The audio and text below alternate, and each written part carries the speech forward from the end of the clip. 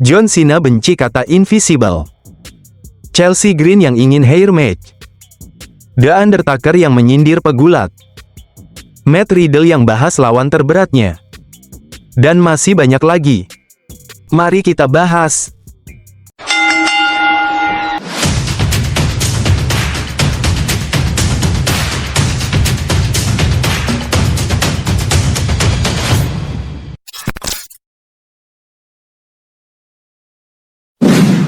John Cena benci kata invisible. Yang kita tunggu kedatangan dari heel John Cena ternyata bisa dibilang sedikit mengecewakan. Doi tidak ganti theme songnya, tidak ganti penampilan dan hanya ganti kaos dengan warna maron gelap. Melihat Doi membuat promo sebagai sosok jahat pun rasanya agak aneh. Meskipun bagi saya gak ada bedanya, penonton tetap excited menunggu apa yang dia omongkan. Satu poin yang saya setuju, Cena mengatakan bahwa jokes invisible itu tidak lucu. Selama 25 tahun, Cena juga merasa dirinya hanya dijadikan objek oleh fans.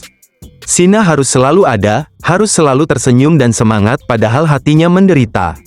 Merchandise dia harus laku dan kini dia merasa muak selalu dijadikan objek para fans. Bagaimana tanggapan kalian tentang jokes invisible buat John Cena? Tulis di kolom komentar.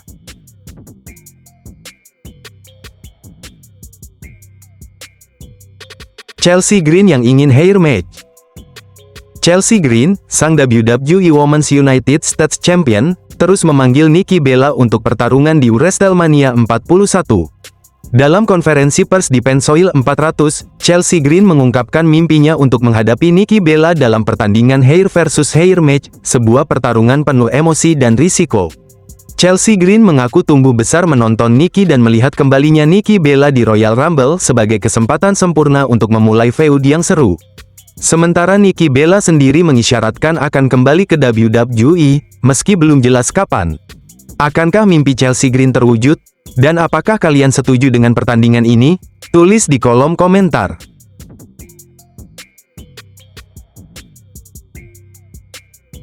The Undertaker yang menyindir pegulat.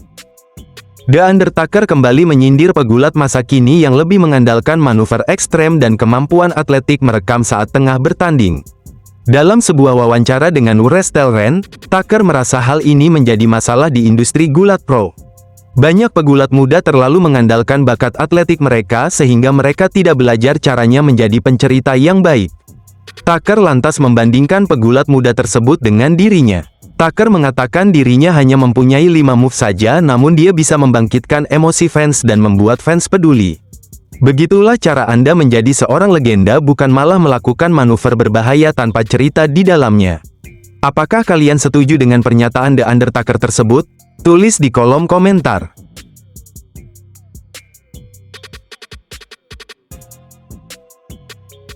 Matt Riddle yang bahas lawan terberatnya. Belum lama ini Matt Riddle tampil di podcast Going Ringside dan ketika ditanya siapa lawan terberat yang pernah dia lawan di WWE, Riddle menjawab dan memuji abis Sheamus. Riddle mengatakan jika Sheamus adalah seorang pekerja keras sejati di WWE namun sangat mudah untuk diajak kerja sama di atas ring. Riddle juga bilang Sheamus memiliki pukulan yang sangat keras. Selain itu, Riddle juga menyebut nama Sami Zayn dan Kevin Owens sebagai pegulat WWE yang paling sulit diajak berkomunikasi dalam hal menyatukan chemistry. Ini berbeda dengan Sheamus yang bisa memukul dengan sangat keras di atas ring namun mudah untuk diajak berkomunikasi. Riddle diketahui memang pernah bekerja sama dengan Kevin Owens dan Sami Zayn di tahun 2023. Terlepas dari permasalahan komunikasi, Riddle tetap menghormati Sami Zayn dan Kevin Owens terutama Sheamus karena style bergulatnya yang tangguh dan keras namun tetap profesional. Komentar kalian. Alasan Hikuleo dan Lance Anoa'i belum debut di WWE. Sampai hari ini tidak ada kejelasan kapan duo Hikuleo dan Lance Anoa'i debut di TV. Mereka berdua sudah teken kontrak di tahun 2024, bahkan Hikuleo terakhir bertanding di tanggal 9 Juni tahun 2024. Hikuleo dilaporkan masih menjalani pelatihan di WWE Performance Center sebagai persiapan debut di NXT. Kabar buruk justru datang dari Lance Anoa'i yang mengalami cedera yang cukup signifikan sesaat setelah dia teken kontrak di WWE. Cederanya disebut cukup parah dan bisa membuat dia absen hingga akhir tahun. Apakah masih ada peluang untuk keduanya dimasukkan ke dalam alur storyline Bloodline? Komentar kalian. Paul London yang memuji Ricky Sainz. Mantan bintang WWE yaitu Paul London memberikan pujian setinggi langit untuk Ricky Stark atau Ricky Sainz. Paul bercerita jika dia sudah mengenal Ricky semenjak masih remaja dan dia sangat menyukai Ricky. Paul London bahkan menyamakan karisma Ricky Sainz dengan The Rock, jadi dirinya tidak heran jika banyak orang yang menghubungkan Ricky dengan The Rock karena hanya Ricky yang bisa menandingi The Rock dalam hal karisma. Paul juga memuji Ricky karena dia berusaha dengan caranya sendiri dan tidak berusaha untuk menjadi The Rock. Apakah kalian setuju dengan apa yang dikatakan oleh Paul London? Tulis di kolom komentar.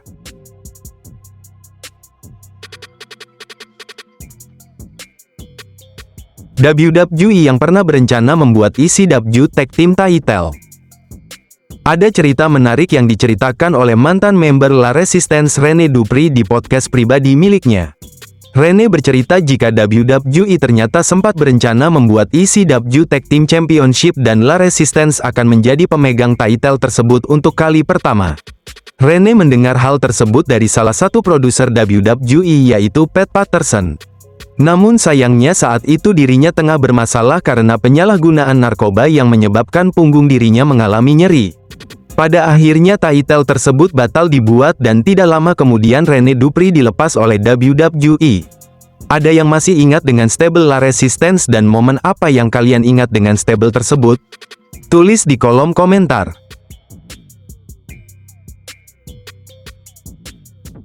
Nah itu tadi berita dari Pegulat. Apa tanggapan Anda tentang berita kali ini? Tulis di kolom komentar. Buat kalian yang suka dengan video ini bisa tekan tombol like, dan jika kalian mau mensupport channel ini bisa tekan tombol subscribe, hidupkan juga notifikasinya biar kalian tidak ketinggalan video terbaru dari saya. Terima kasih, sampai jumpa. Oh my gosh. Yeah, my Super Bowl parents. I wish the Chiefs had made one.